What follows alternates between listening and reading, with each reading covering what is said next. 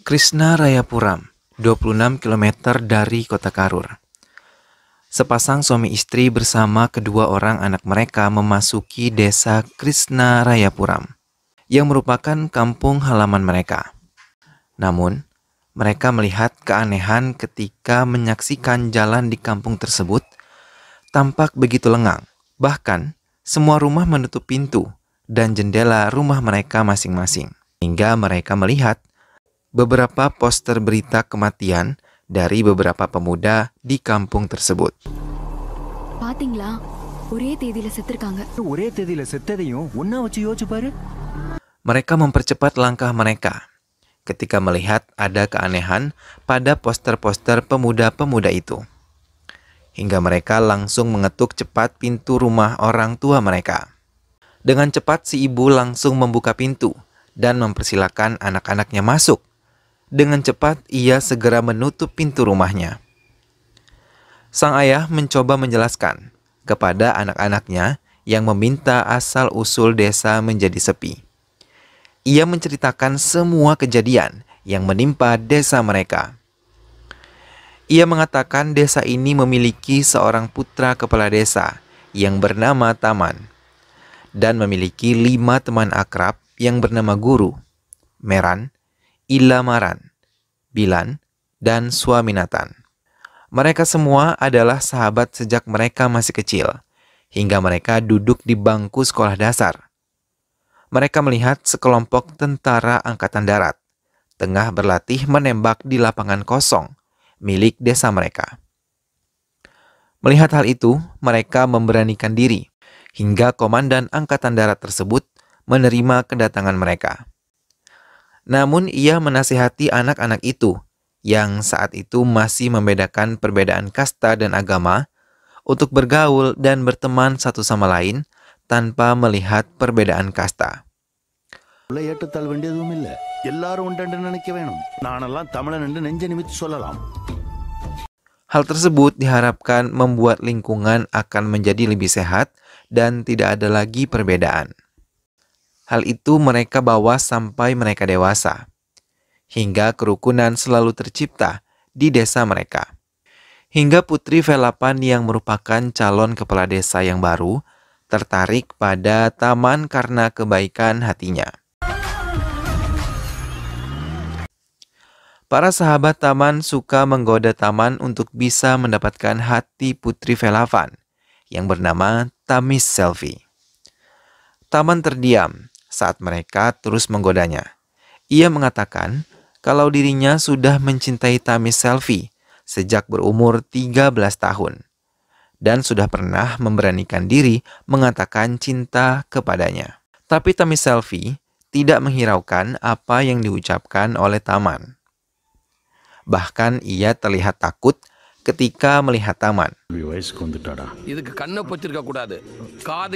Setelah menghadiri festival keagamaan itu, Taman melihat Mutu, salah satu teman Maran, tengah dikeroyok oleh beberapa preman yang tidak suka melihatnya saat meminum teh mengangkat kaki, sedangkan ia dari kasta rendah. Taman langsung membela Mutu dan menangkap para preman tersebut serta membawanya ke penjara.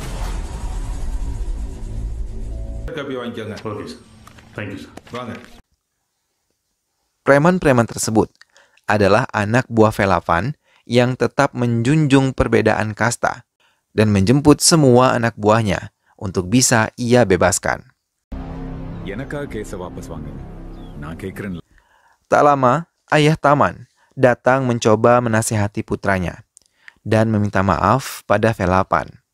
Tapi Taman dengan berat hati membantah ayahnya dan mengatakan kalau ia sangat tidak suka perbedaan kasta kembali ada di desa mereka. Dan ia beserta para sahabatnya meninggalkan halaman kantor polisi, meninggalkan ayah Taman dan juga Velapan. Lagi-lagi, Taman mendekati Tamis Selvi dan memberikannya speaker yang telah diisi dengan lagu-lagu romantis.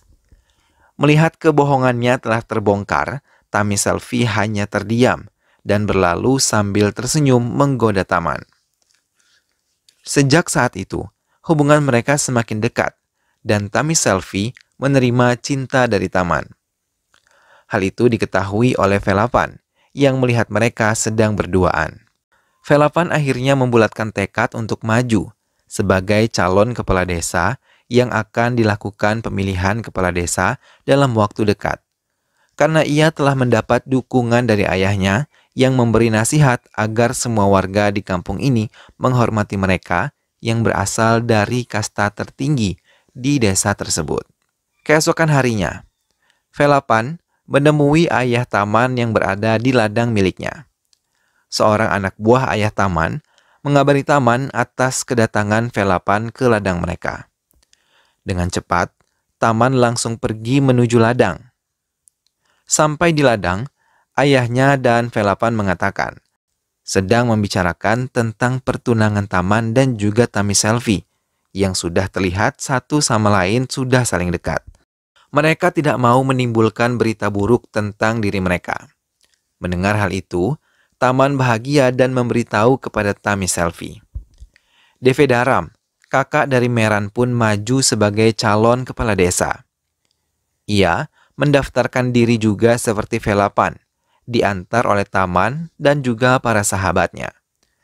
Setelah mereka meninggalkan kantor pendaftaran, Velapan datang dan baru mendapatkan namanya dalam pemilihan. Hingga tahun ini, terdapat 2 calon yang akan menjadi kepala desa. Karena selama 15 tahun, desa ini dipimpin oleh ayah Taman yang menang tanpa ada lawan untuk menjadi kepala desa. Ayah Taman menasihati putranya agar mendukung Velapan untuk maju menjadi kepala desa. Hingga pernikahannya kelak akan mendapatkan restu dari Velapan. Taman pun mendiskusikan masalah ini kepada para sahabatnya. Karena dari awal mereka mendukung Devandaram untuk maju sebagai kepala desa. Hingga mereka memutuskan untuk membagi kelompok mereka yang terdiri dari 6 sahabat. எத்தனை குடும்பத்தை ரெண்டாக்கியிருக்குன்னு தெரியுமா? டேய் கபடியில் எதிர விளையாட ஆள் இல்லைனா நம்மளே 3 பேரா பிரிஞ்சு விளையாடுறது இல்லையா? 3 menjadi pendukung Velapan dan 3 lagi menjadi pendukung Devandaram. Mereka pun sepakat dan menjalankan tugas mereka sebagai pendukung dari 2 calon kepala desa. Kampanye-kampanye pun dilakukan oleh 2 calon kepala desa untuk menarik simpatik dan suara warga desa agar bisa memilih mereka. Sampai waktu pemilihan kepala desa pun tiba. Velapan menang dengan keunggulan suara 4.600 suara atas Devandaram. Pendukung Velapan termasuk Taman pun senang akhirnya misi mereka terlaksana dengan sangat baik. Namun, di pusat desa persaingan antara 2 kubu masih berjalan, hingga salah satu dari mereka tersulut emosi dan mulai menyerang pihak yang lainnya. Taman beserta para sahabatnya mencoba untuk melerai mereka. Namun, tanpa mereka sadari, seseorang membawa pisau dan langsung menikam Balan serta menyelipkan pisau tersebut ke tangan guru yang berada di dekat Balan tanpa ia sadari. Hingga kemudian, seseorang berteriak ketika melihat Balan mengeluarkan banyak darah dan mereka bertambah marah ketika melihat guru membawa sebuah senjata tajam. Taman dan Swaminathan pun terkejut melihat sahabat mereka Balan terluka dan saat mereka mendekat, Balan telah meninggal dunia. Ila, Maran, dan Maren sangat marah kepada guru, Taman, dan Swaminathan dan menggiring mereka ke kantor polisi. Atas bukti, guru telah memiliki sebuah senjata tajam. Taman yang berada di bilik penjara merasa sangat sedih karena ia merasa gagal menjaga desanya. Mereka menangis sedih di dalam bilik mengingat kenangan indah bersama Balan. Sahabat mereka sejak dulu bahkan selalu dihiasi canda dan tawa. Serta bersama-sama berjanji menjaga desa mereka dari segala macam perbedaan, namun kini semua sia-sia karena kematian Balan. Velapan yang datang ke penjara dan membawa pengacara bersama ayah Taman berhasil membebaskan Taman dan kedua sahabatnya.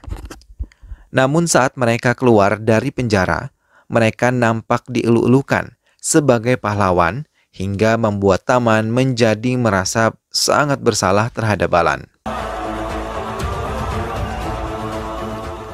Partai pendukung Devandaram mengajak Devandaram untuk memperingati kematian Balan dan mengatakan kalau Balan mati karena membela mereka dan mereka harus menuntut balas kematian Balan kepada Taman dan kedua sahabatnya. Saat Taman beserta Tamis Selvi berada di kuil, Swaminathan mengabari mereka kalau mereka tengah diincar oleh beberapa orang mencurigakan dari dalam mobil.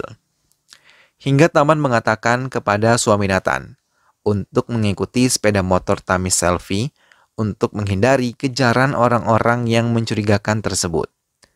Namun bukan Swaminathan yang dikejar mereka, melainkan Taman dan guru yang tengah mereka incar.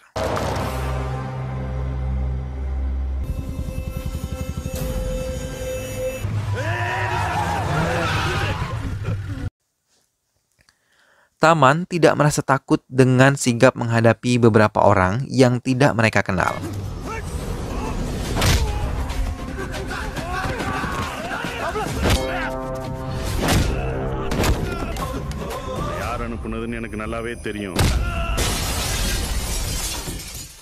Sampai di rumah, Taman pun dinasihati oleh ayahnya agar ia menjaga Meran dan Ilamaran yang berada di kelompok Devandaram.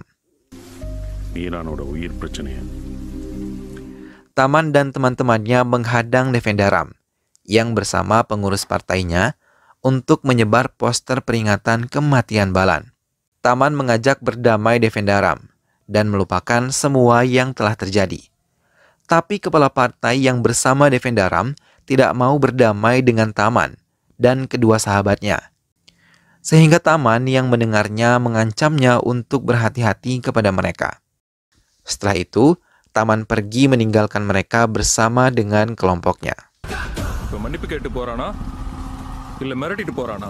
Guru yang telah selesai menjalankan ibadah salat Isya merasakan kehadiran orang lain yang mengikutinya di perkebunan jagung. Hingga ia terkejut melihat Meran dan beberapa orang tidak dikenal menghadangnya dengan membawa senjata tajam, dan salah satu dari mereka berhasil melukai guru yang tidak bisa berkelahi. Diikuti oleh yang lain mengeroyok guru.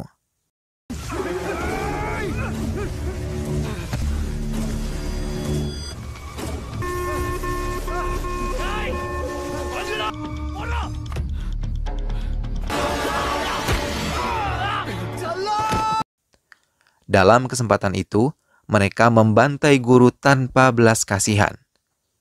Seorang pedagang susu menjerit melihat guru dibantai oleh mereka dan berlari meminta pertolongan.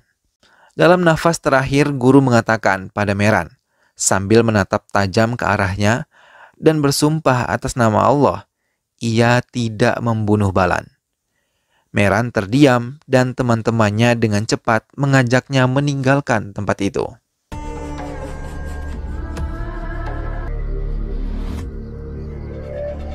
Pendukung Taman memenuhi rumah Taman untuk mengajaknya membalas dendam atas kematian guru.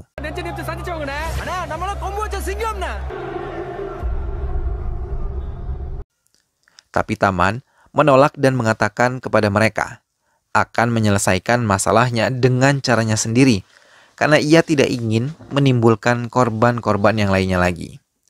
Semua perkataan yang diucapkan oleh Taman didengar semuanya oleh Meran yang ditelepon oleh Swaminathan. Di tempat Devandaram yang merupakan kakak Meran pun melakukan hal yang sama. Ia mengusir semua pendukungnya dan mengatakan kalau ia akan menyelesaikan dengan caranya sendiri. Tiba-tiba, Meran datang dan menyelinap ke rumah Taman. Kemudian ia menangis di hadapan Taman sampai mengejutkan Taman dan juga suami yang tengah tertidur. Bersama Ilamaran, ia menyesali perbuatannya dan meminta maaf kepada Taman serta Swaminathan karena telah menghabisi guru tanpa mau mendengarkan penjelasan guru terlebih dahulu. Mereka pun menangis bersama-sama karena baru menyadari kalau mereka berhasil diadu domba oleh orang-orang politik. Mereka langsung menemui ayah Taman, dan ia mendukung keputusan teman-teman Taman untuk kembali bersatu serta memperingati Taman untuk menjaga teman-temannya agar tidak terbunuh lagi. Mereka mulai menyelidiki siapa dalang di balik ini semua. Taman mencoba menyelidiki Velapan melalui Tami Selvi dan Maran menyelidiki kakaknya Devendaram.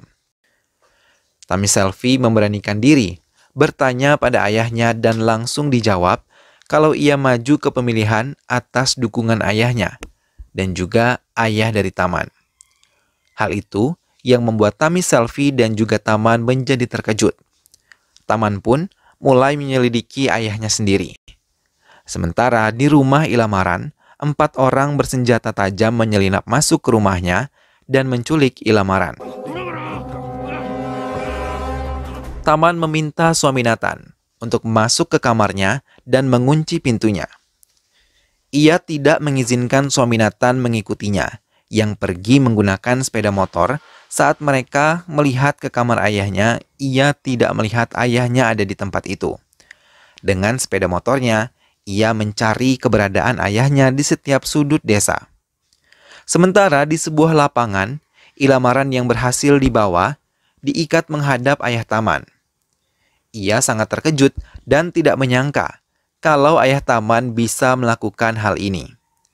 Ia mengambil sebuah pedang panjang dan menodongkannya ke kepala Ilamaran. Dengan penuh kemarahan, ia meluapkan semua kekesalan yang terpendam selama bertahun-tahun karena putranya tidak lagi menghargai kasta tertinggi mereka dan malah bergaul dengan kasta rendah seperti teman-temannya. Namun saat ia mau membunuh Ilamaran, Taman datang dan menghajar salah satu anak buah ayahnya. Melihat putranya datang, ayah Taman terdiam dan duduk. Sementara semua anak buahnya menyerang Taman menggunakan pedang tajam.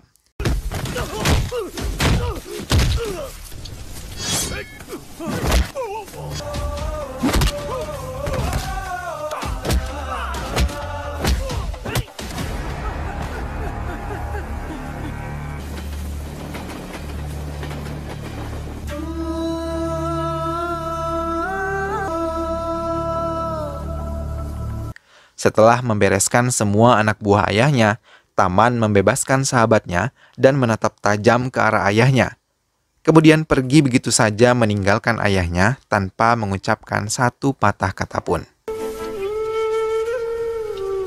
Ayahnya terdiam.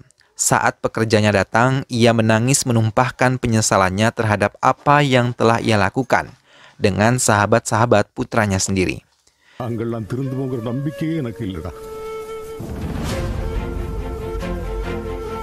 Ia mengambil sebuah pedang yang ada di dekatnya. Taman dan Ilamaran berlari dan terduduk di perbatasan desa, disusul oleh Maran dan suami yang mencari keberadaan mereka sejak tadi malam. Taman terdiam tanpa mengucapkan apapun. Tiba-tiba, pekerja ayahnya berteriak-teriak dan mengatakan kalau Devendaram telah membunuh dirinya sendiri untuk membuat penduduknya menjadi damai kembali dan harmonis seperti sedia kala.